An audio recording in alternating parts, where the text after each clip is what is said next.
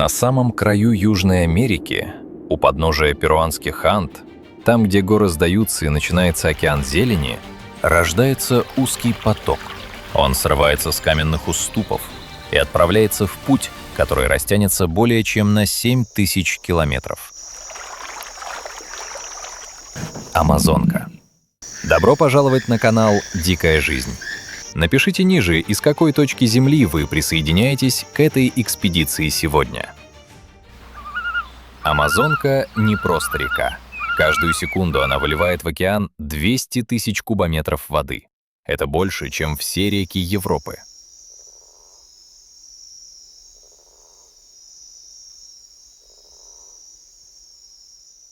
Больше 5,5 миллионов квадратных километров сплошных, никогда не спящих, вечно зеленых лесов. Тысячи притоков, словно артерии, несут жизнь во все уголки континента.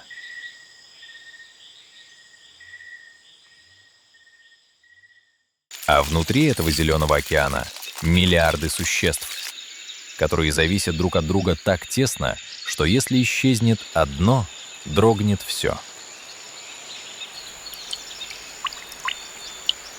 Здесь, в этих джунглях, обитает каждая 10-я форма жизни на Земле. Каждая 10-я. Но чтобы ощутить ее по-настоящему глубоко, нужно остановиться и прислушаться. Услышать ее дыхание.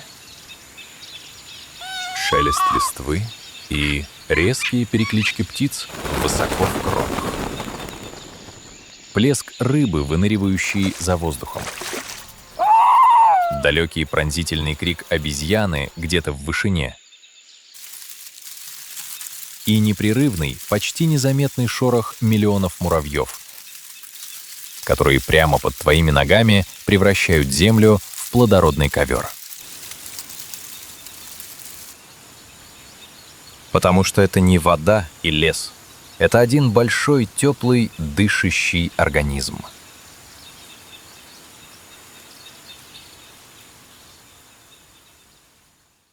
В теплых водах Амазонки скрывается больше 30 тысяч видов рыб, и многие из них не встречаются больше нигде на Земле.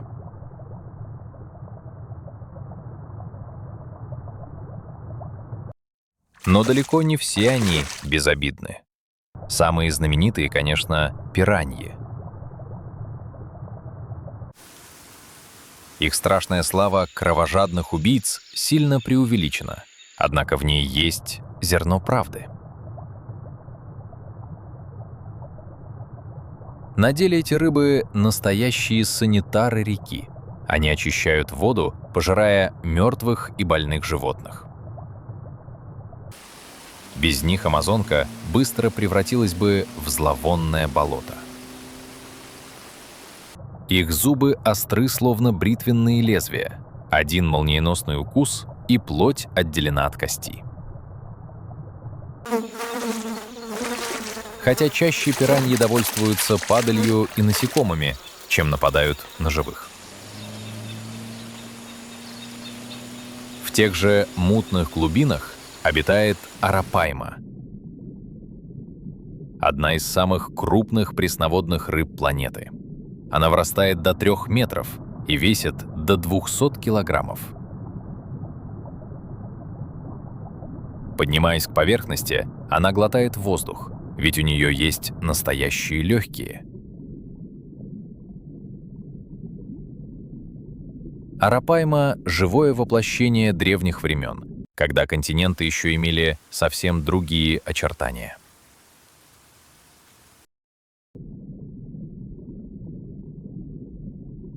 В темных притоках прячется электрический угорь.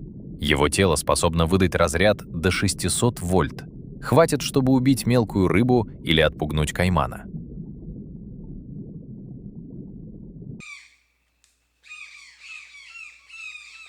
Но электричество ему нужно не только для охоты. С его помощью он видит окружающий мир, даже не открывая глаз.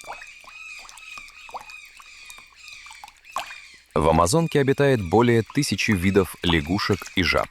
Многие крошечные, но смертельно ядовитые.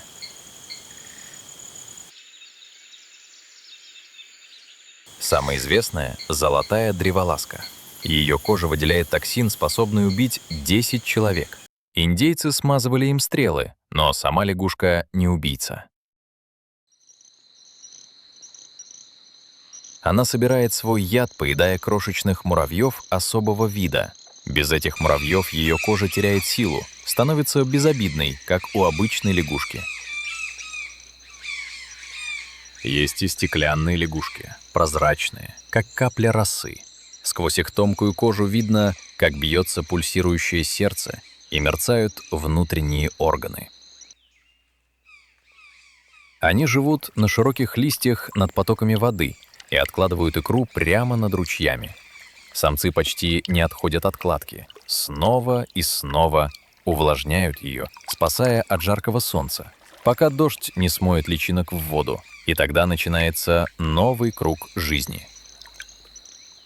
Даже самое ядовитое создание здесь полностью зависит от самых мелких жителей леса. Так природа связывает все в одну неразрывную цепь. Когда солнце пробивает влажный воздух, на берегах появляются настоящие реликты планеты — рептилии. В бесконечной мутной тьме этой воды, где свет умирает уже на полуметре глубины, притаилась она — зеленая анаконда.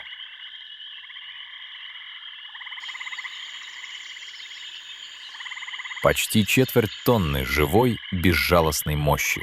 9 метров мускулистого пресса, способного ломать кости одним сжатием.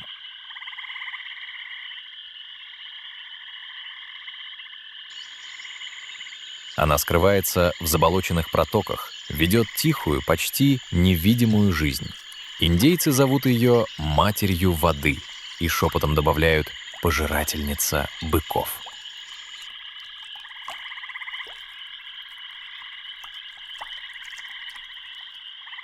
Сегодня мы спускаемся в самые темные уголки этой реки. Мы увидим, почему даже ягуар, царь джунглей, пьет воду, не отводя глаз от поверхности. Мифы о том, что она охотится на людей, всего лишь мифы. Ее настоящая добыча — капибары, птицы, водоплавающие. При ее обманчивой медлительности она способна на молниеносный бросок.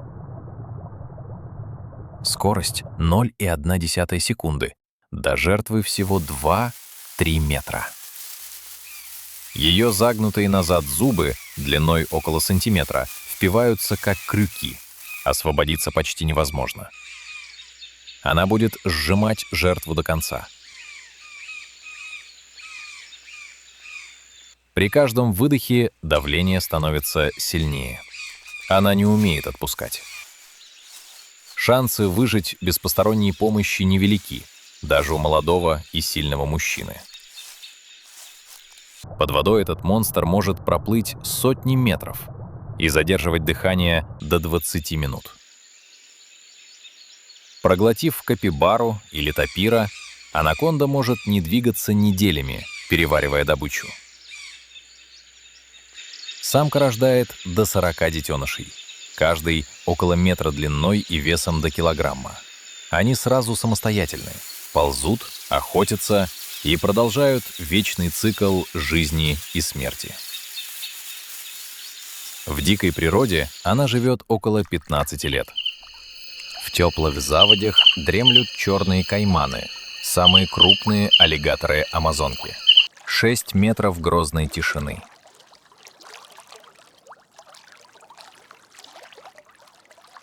Ночью их глаза вспыхивают золотом в лунном свете, превращая воду в сцену древней драмы. Они охотятся на рыбу, обезьян, а иногда и ягуара.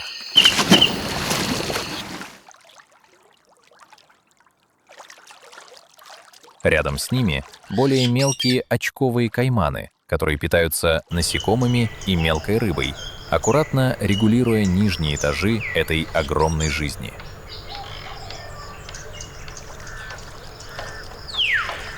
Так каждый вид находит свою точную нишу. Никто не лишний, никто не выходит за рамки. А в самих джунглях каждый квадратный метр дышит, шевелится, ползет, летает. Ученые говорят, здесь может жить до 30 миллионов видов насекомых, больше, чем во всем остальном мире.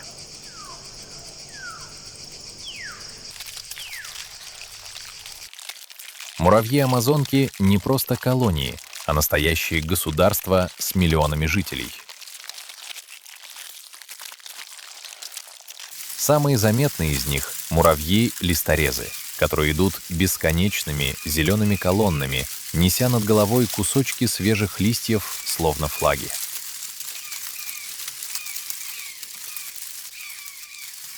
В гнездо они уносят их не для еды, а чтобы выращивать гриб, древнейшую форму сельского хозяйства на планете.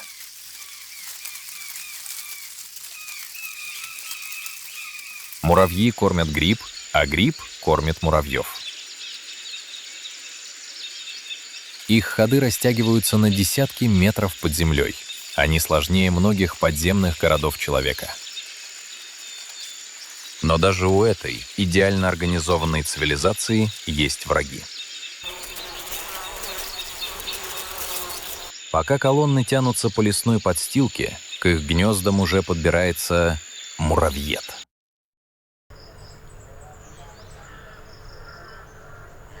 Он не штурмует колонию в лоб, он вскрывает ее.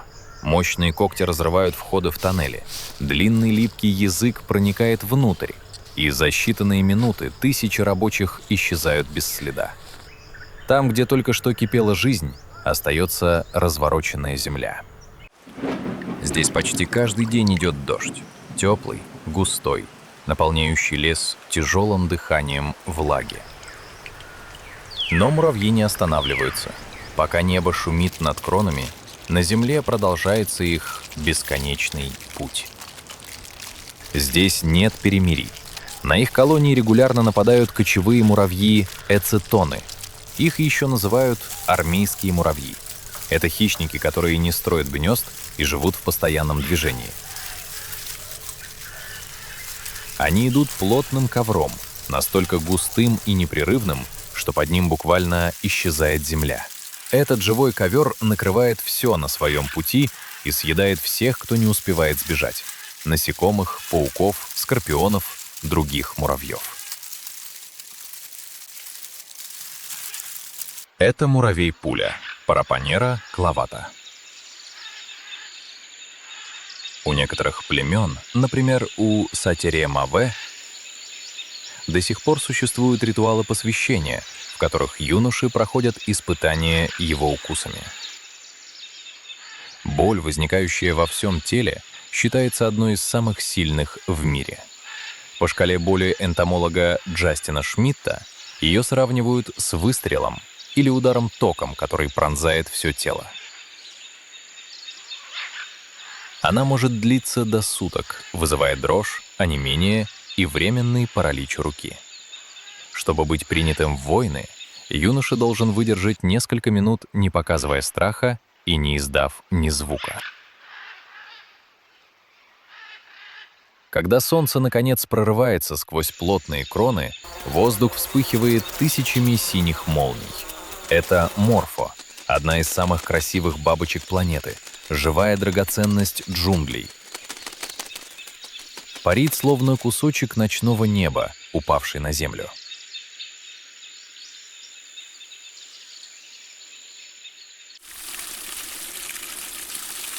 С приходом тьмы лес меняет актеров. Богомолы застывают в священной позе.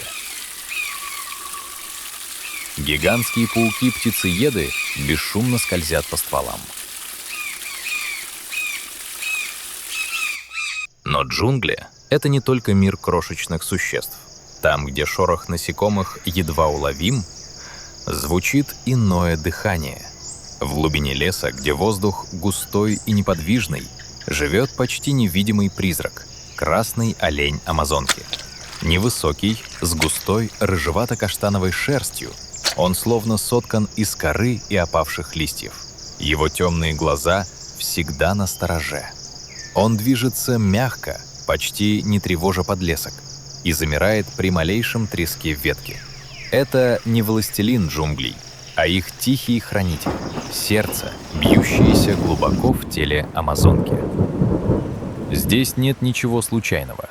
Все связано. Все дышит одним ритмом. Ритмом дождевого леса. Жизнь кипит без отдыха. Нет дорог. Только бесконечный лабиринт ветвей, ручьев и темных болот. Для тех, кто здесь родился, это единственный и настоящий дом. Кто-то качается высоко в кронах, кто-то скользит в черной воде, кто-то прячется глубоко под корнями. Но всех объединяет одно священное чувство. Они — дети Великой реки. Ее дыхание, ее вечного, теплого пульса. Если бы у амазонки был один властелин, им стал бы ягуар. Сильный, скрытный, беспощадный и умный. Его тело до 2 метров длиной и более 100 килограммов веса растворяется в тени, сливаясь с пятнистым светом под кронами деревьев. Среди больших кошек именно ягуар чаще всего убивает, прокусывая череп жертвы. Он охотится не ради азарта, а ради баланса. Его добыча — капибары, кайманы, тапиры, иногда даже анаконды. Когда ягуар убивает, это не хаос, а продолжение цикла. Он берет слабых, старых или больных, очищая стадо и поддерживая равновесие. Но ягуар не просто хищник. Он олицетворение джунглей, образ силы и выносливости.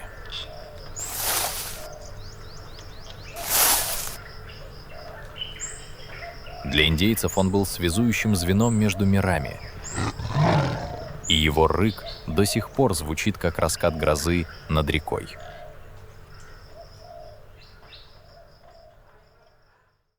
Тапир — одно из древнейших существ этих мест. Его предки ходили по земле еще рядом с динозаврами.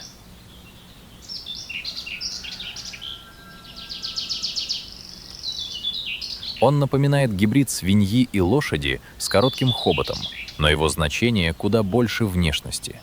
Тапир не хранитель, а преобразователь леса.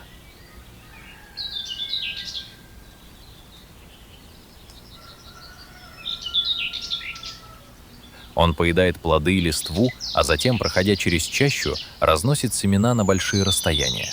Многие из них прорастают именно там, куда не добрался бы ветер или птицы.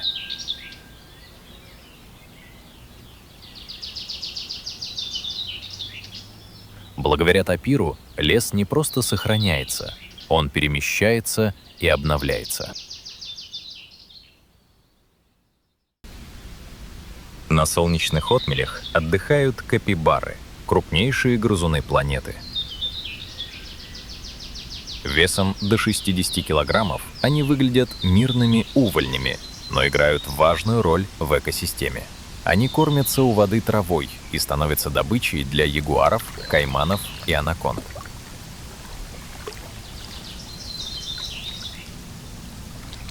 Их присутствие влияет на десятки других видов. Капибары живут большими группами, и их поведение по-настоящему социально. Они ухаживают друг за другом, делятся ресурсами и выставляют сторожей. Их тревожные крики предупреждают стаю об угрозе.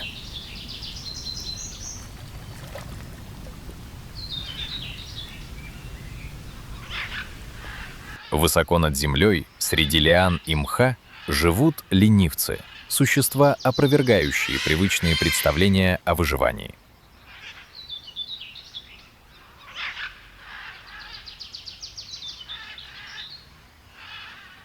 Их движения столь медленные, что на шерсти поселяются водоросли, а в волосах обитают мотыльки и жуки. С экологической точки зрения ленивец — целая микросистема. Его тело служит убежищем для множества микроорганизмов.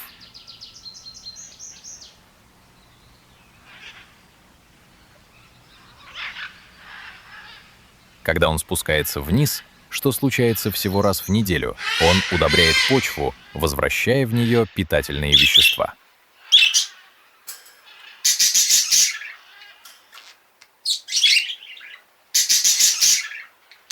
Медлительность ленивца — это не слабость, а стратегия.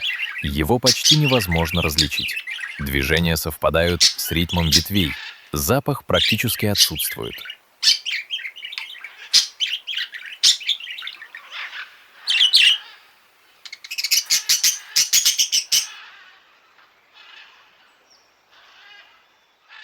Так природа превратила уязвимость в защиту.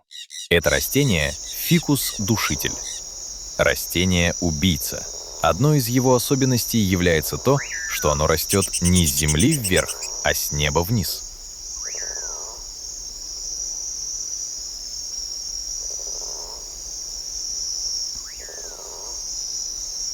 Все начинается с того, что птица или обезьяна роняет семечко на ветку высокого дерева, где-то под самой крышей леса. Фикус прорастает и начинает медленно спускать свои корни-щупальца вниз к земле. В этот момент он выглядит безобидно, как гость.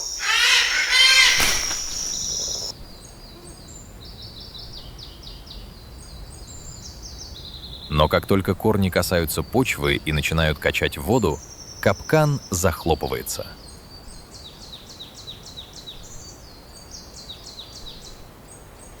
Корни стремительно утолщаются, оплетают ствол хозяина и срастаются в жесткую решетку.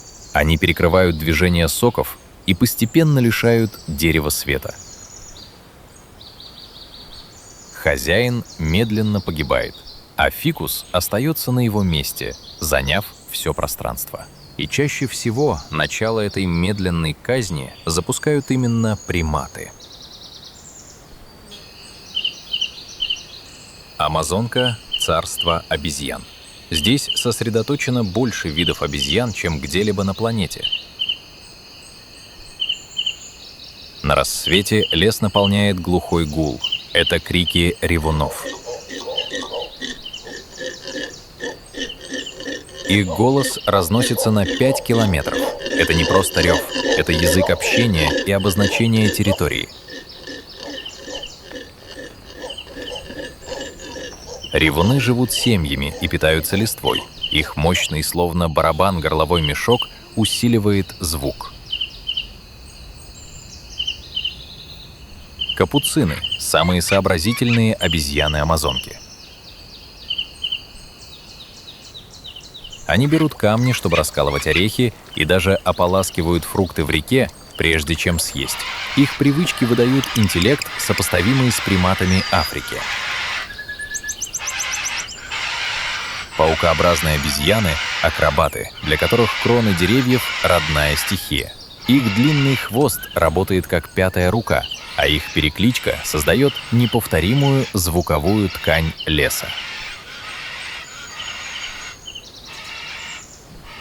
Когда солнце тонет за горизонтом, лес просыпается заново. В ночь поднимаются тысячи теней, летучие мыши. Амазонские летучие мыши не только охотники. Многие из них питаются не кровью, а нектаром, фруктами и пыльцой. В мире рукокрылых есть два совершенно разных пути жизни. Одни — ночные летучие мыши, хозяева темного неба. Другие — дневные крыланы, которые поднимаются в воздух при свете дня. Перелетая от цветка к цветку, они опыляют растения, которые иначе не смогут размножаться. Без летучих мышей целые виды деревьев исчезли бы навсегда. Да, есть и те, кто пьет кровь. Летучие мыши — вампиры, питаются кровью млекопитающих, но делают это поразительно аккуратно. Их слюна содержит вещество, не дающее крови сворачиваться. Из него ученые создали лекарства, спасающие людей от инсультов.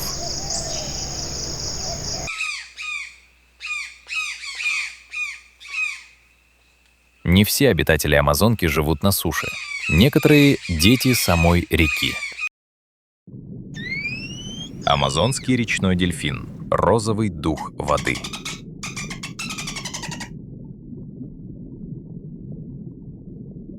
Бото – одно из самых загадочных существ континента. Его кожа отливает розовым, а тело гибкое и вытянутое. Он живет в мутной воде, где зрение бессильно, и пользуется эхолокацией, видя мир звуком. Индейцы верили и почти шепотом говорили, что Бото — это духи, способные становиться людьми. Но настоящая магия дельфина в другом. Он регулирует численность рыб, поддерживая чистоту вод и равновесие пищевой цепи.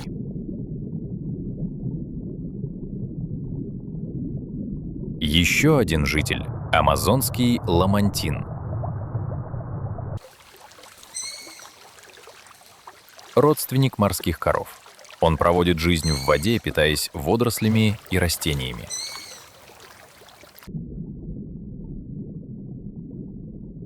Ламантины — настоящие косари рек. Они не дают руслам зарастать и улучшают циркуляцию воды. Их медленное движение рождает течение, а их присутствие влияет даже на распределение кислорода.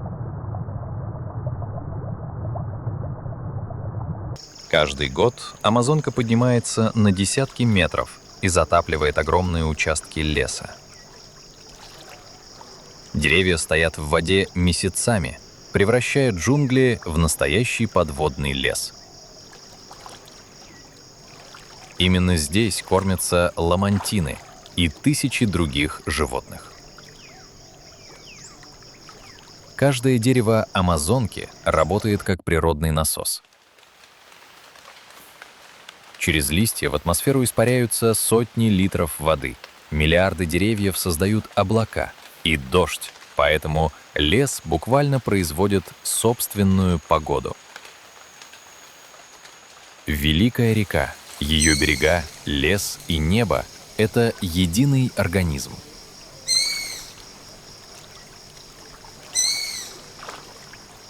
Где даже дыхание ленивца или шаг тапира — часть великой гармонии, созданной миллионами лет эволюции.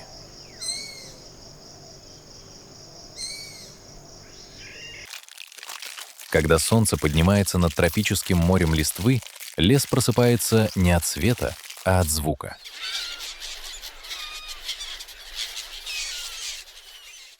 Сотни тысяч голосов сливаются в хор.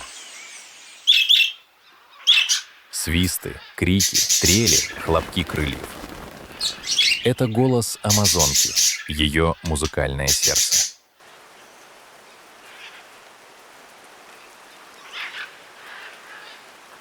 Птицы здесь не просто живут, они удерживают саму структуру жизни.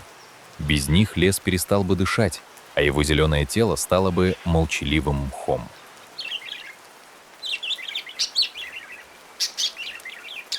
В утреннем небе появляются ара, большие попугаи с хвостами почти метр длиной.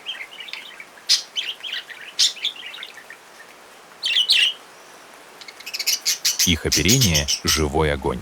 Красный, синий, желтый. Они кричат так, будто разговаривают с самим лесом. Ара — не просто символ тропиков. Они — садовники верхнего яруса. Их мощные клювы способны разгрызать самые твердые орехи и плоды, недоступные другим животным.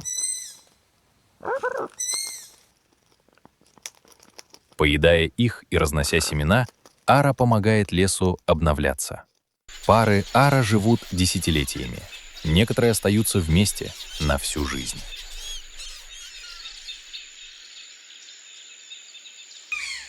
Они защищают участок, кормят птенцов по очереди и держатся парой, даже если потеряли стаю.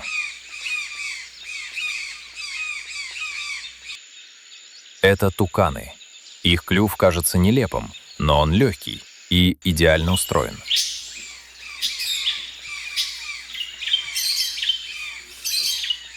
Им удобно срывать плоды с дальних ветвей, ловить насекомых и даже отпугивать хищников. Туканы, как и многие другие виды, переносчики семян.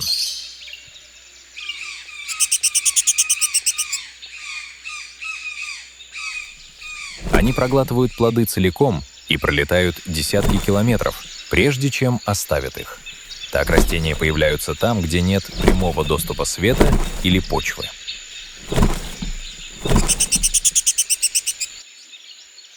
Но у тукана есть и другая роль.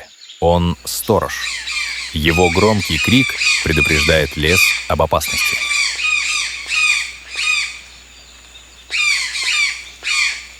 Ученые считают, что некоторые обезьяны и ленивцы научились слышать тревожные сигналы туканов и реагируют на них мгновенно.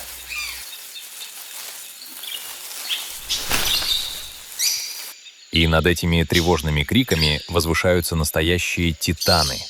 Это шиуауако, или, как его часто называют, железное дерево.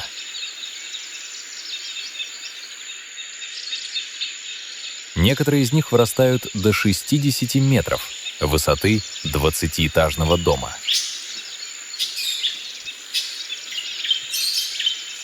Это один из долгожителей Амазонии. Возраст отдельных экземпляров достигает 1000 лет.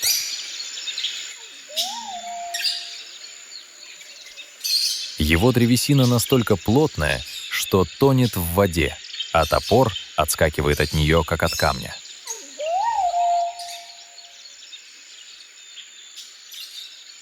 Эти гиганты держат на себе кроны, в которых кипит жизнь, и становятся опорой для целых экосистем.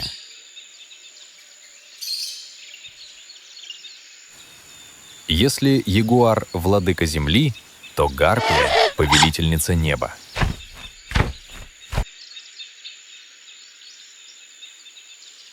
Эта гигантская хищная птица с размахом крыльев более 2 метров способна сорвать обезьяну или ленивца прямо с ветви, словно тень, внезапно отделившуюся от облаков.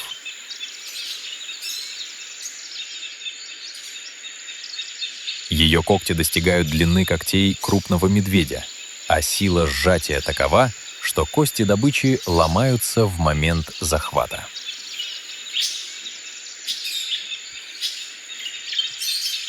Но гарпия не убивает ради ярости. Она часть баланса. Контролируя численность обезьян и ленивцев, она не позволяет им чрезмерно выедать молодой подлесок.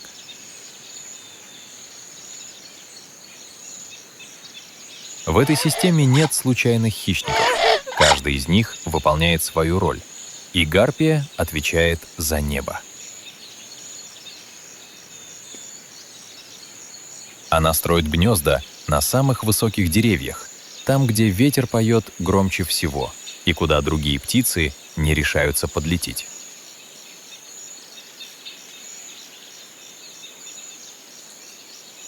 Гарпия заботлива и терпелива.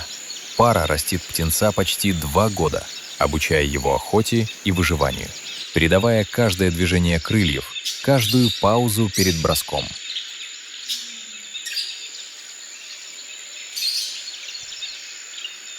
Каждое новое поколение этих хищников — редкость. И именно эта редкость делает их роль еще ценнее и значительнее.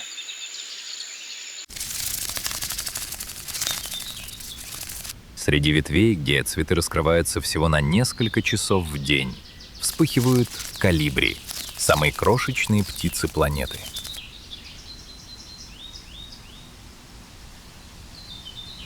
Их сердце стучит более 1000 раз в минуту, а крылья совершают до 80 взмахов в секунду, превращаясь в размытый свет.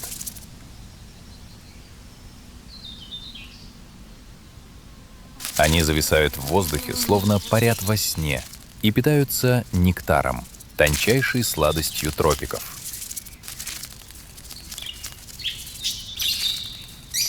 Каждая встреча колибри с цветком — это акт опыления, едва заметный, но решающий. Без них не существовало бы большинства тропических растений.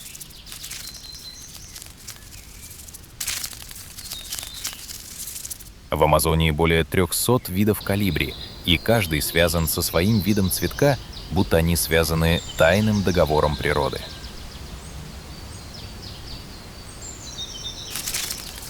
Это точнейшая симфония эволюции. Миллионы лет совместного развития.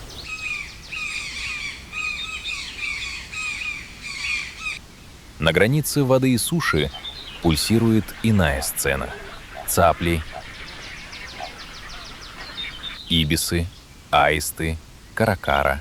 Выше в небе кружат ястребы, соколы и мелкие орлы. Они регулируют численность грызунов и мелких птиц, поддерживая баланс между хаосом и порядком.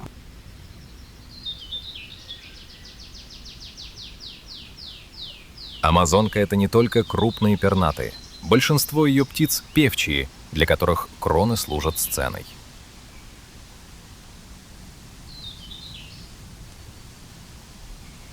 Маленькие монахины устраивают настоящие брачные представления.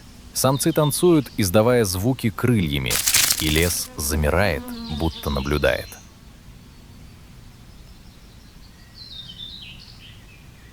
Для человека это выглядит как игра, но для леса — часть большого процесса.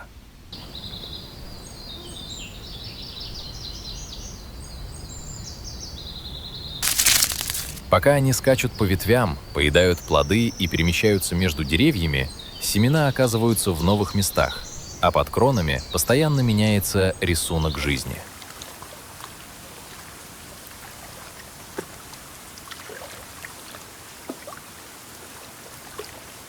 С наступлением ночи в темноте появляются совы и казадои.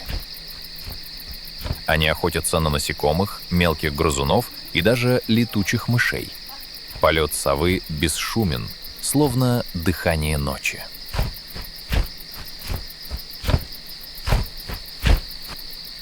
Зрение приспособлено к слабому свету, а слух улавливает малейшие движения под листвой.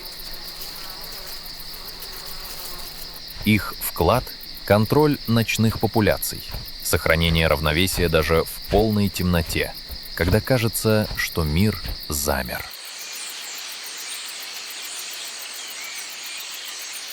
Каждый год миллионы птиц пролетают через Амазонку.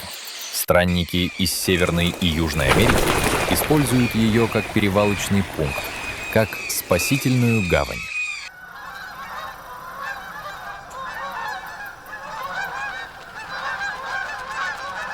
Здесь они отдыхают, накапливают жир и энергию для дальнейшего пути.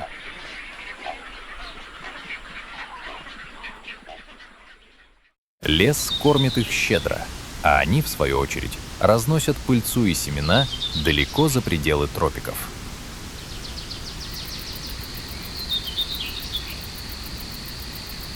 Так Амазонка влияет на экологию других континентов, незримо соединяя миры.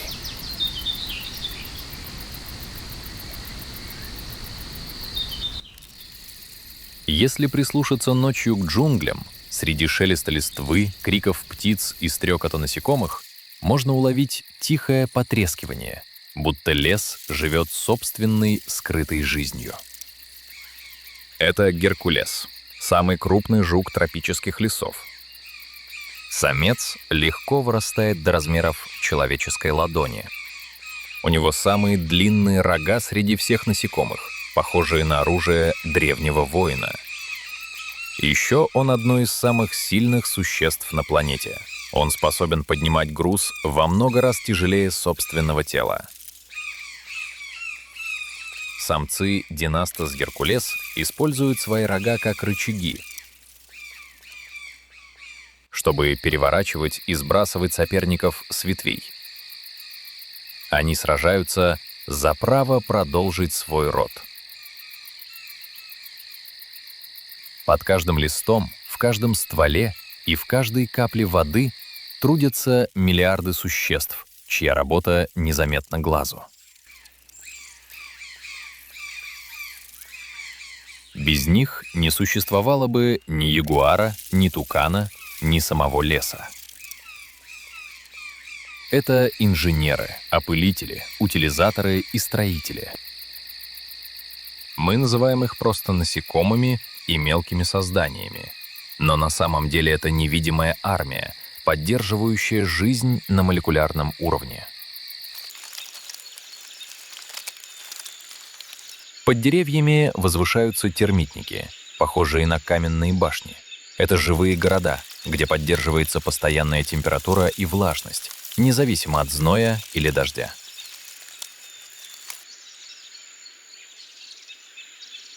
Термиты перерабатывают мертвую древесину, превращая ее в питательную почву.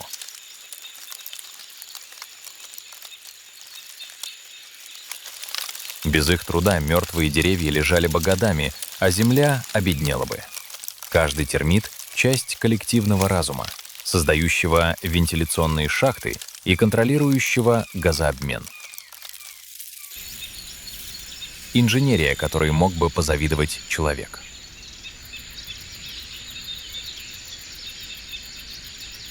В тропиках пчел разнообразнее, чем где-либо на планете.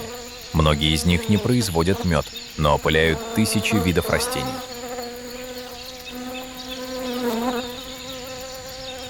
Без их кропотливого труда исчезли бы орхидеи, банановые деревья, какао и сотни других растений.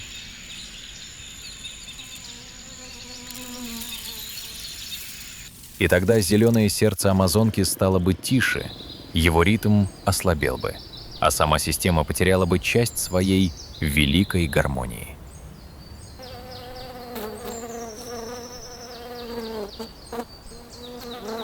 Особое место в этом зеленом мире занимают мелипоны — безжальные пчелы, скрывающиеся в дуплах старых деревьев. Их мед редкий, терпкий и ароматный. Его называют лекарством леса.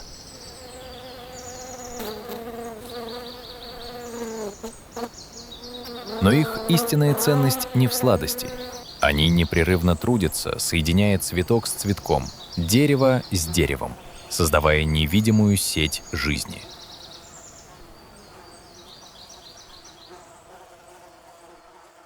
Именно благодаря их перелетам лес остается лесом, а не рассыпается на разрозненные островки зелени.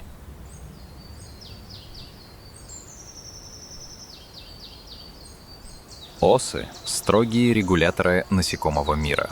Они и охотники, и санитары. Их личинки уничтожают паразитов и вредителей, а взрослые особи собирают нектар, попутно опыляя цветы.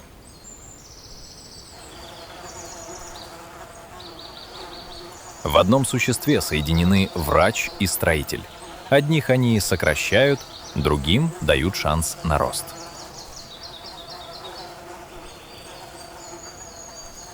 Игуаны, базилиски и анолисы обживают ветви деревьев. Они питаются насекомыми, удерживая равновесие, и сами становятся добычей для птиц и змей. Цепочка замыкается. Каждый ест каждого, и каждый нужен. Под покровом листьев живут пауки-птицееды, скорпионы, сороконожки и богомолы. Микропредаторы невидимого мира. Птицееды с телом размером с ладонь охотятся не только на насекомых, но и на мелких лягушек, ящериц, даже птенцов. Они удерживают нижние уровни пищевой сети от хаоса. Богомолы — молниеносные охотники, палочники, мастера маскировки. А это бразильский странствующий паук. Настоящий страх Амазонки. Он не плетет ловчих сетей и не ждет добычу в засаде. Он охотник, который выходит на поиски в теплой темноте тропических лесов Амазонки. У него длинные ноги и тело, способные двигаться с почти незаметной скоростью, но его главная сила — яд. Он содержит мощные нейротоксины, которые могут парализовать добычу всего за несколько секунд.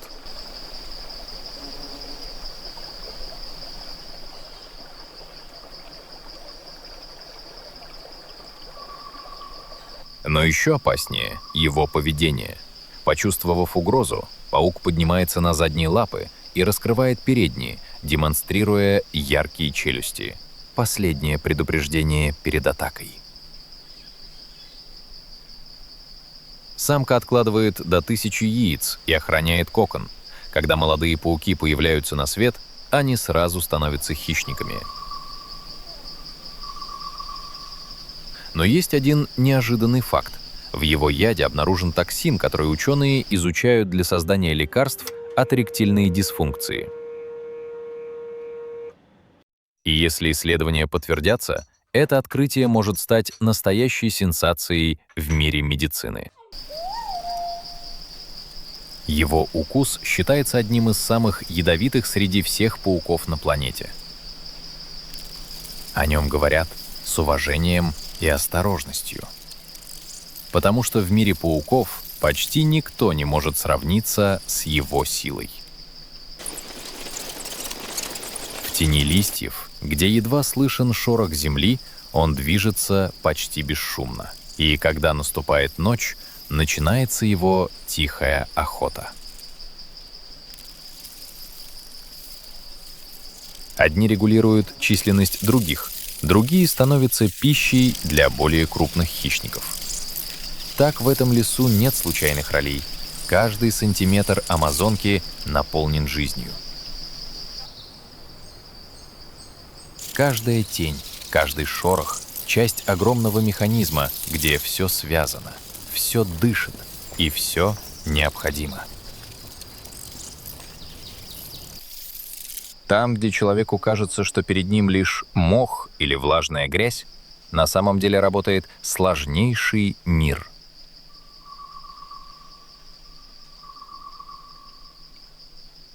Под тонким слоем листвы кипит экосистема, незаметная глазу.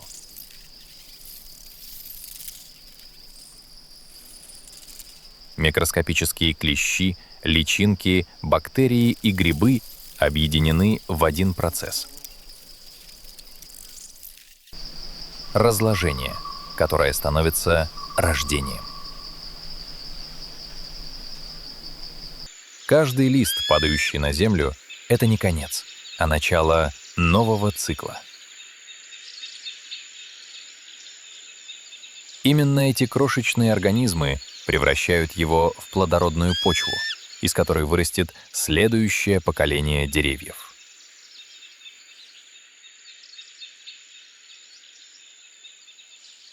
Задолго до прихода европейцев здесь жили народы еномами — Ашанинка, Тикауна, Мацес, Хуникуин. Для них лес никогда не был просто территорией. Он был живым существом.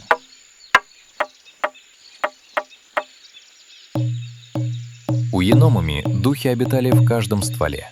Для Ашанинка река — мать, дающая жизнь и пищу. У Хуникуин птицы считались вестниками между миром людей и миром духов. Они охотились, но не ради забавы. Срывали плоды, но оставляли часть для леса. Они не ломали ритм джунглей, они дышали вместе с ними. Человек не владел природой, он лишь временно жил на ее поверхности. В 20 веке взгляд на Амазонку изменился. Ее стали видеть не как чудо, а как источник ресурсов. Сначала пришли добытчики латекса, затем золотоискатели, лесозаготовители, нефтяные компании. Каждый приходил за своим, почти ничего не отдавая. За промышленностью потянулись дороги, а за дорогами — огонь. Лес выжигали ради пастбищ и плантаций. За последние десятилетия исчезла 1/5 часть зеленого массива.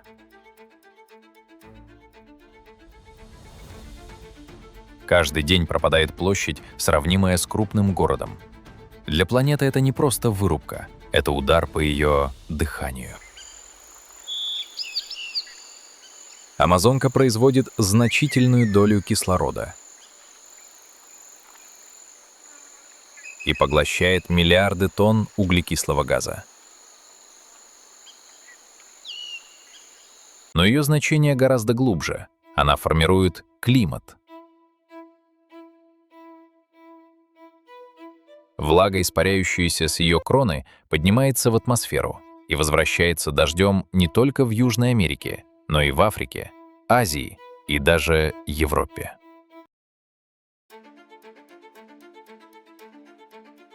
Ученые называют этот поток летающей рекой, атмосферной артерией, питающей континенты. Если она ослабеет, изменится не только погода Бразилии, перекроется климат всей планеты. Земля станет суше, леса уступят место пустыням, и человечество осознает, что потеряло не экзотику, а систему жизнеобеспечения. И все же Амазонка не сдается. Каждый год миллионы семян прорастают там, где недавно пылал огонь. Животные возвращаются в места, которые казались мертвыми.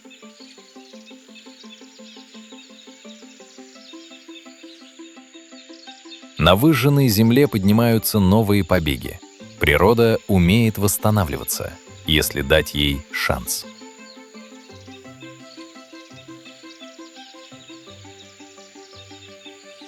Ученые уже наблюдают вторичные леса, в которых вновь появляется биоразнообразие.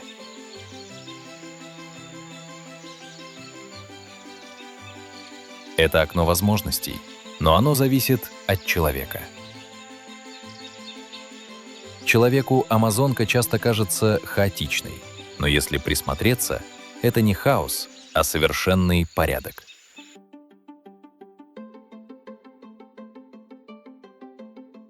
Муравей не менее важен, чем орел, а орел не выше дерева. Природе не нужен хозяин, ей нужен партнер.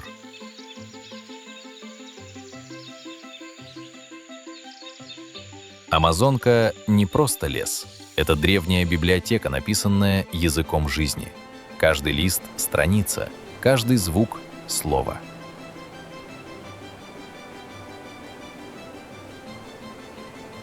Если позволить ей исчезнуть, мы потеряем не только природу, но и способность понимать саму жизнь.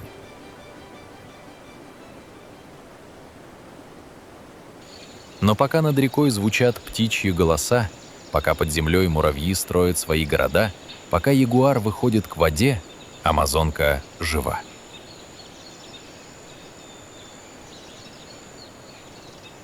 И значит, у нас еще есть шанс не просто сохранить лес, а вспомнить, что мы всегда были его частью.